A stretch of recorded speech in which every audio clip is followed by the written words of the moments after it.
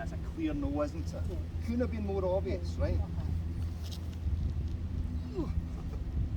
And that's a definite no. Yeah, okay. A bit further back there, it's just so that you're getting in as close to my feet and that. Just relax that arm down, and then other hand in the lead there. Your arm nice and relaxed. Your feet still there. So you take a step back, and you took a step back to give him space to work. I want him learning how to work around you. Okay. Yep, that's fine. Okay. You can't see these here, they've disappeared. And they're also, do you know they're red colour blind? No. Dogs. This is all brown. So he literally cannot see these treats. It's all brown, so he has to smell them out. Okay. So there's one just at my feet there, yeah, and he's just stepped over one. Okay, so that's perfect. Okay. Yes, happy. Yeah. There we go. Beautiful.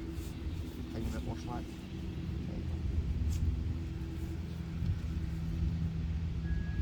So it's not the proximity from it, it's the problem. It's what we're doing with that proximity. Because we saw it up there when I went to say hi, he's like, oh, he's quite happy to make my space search. As long as I don't use one with the other. Okay.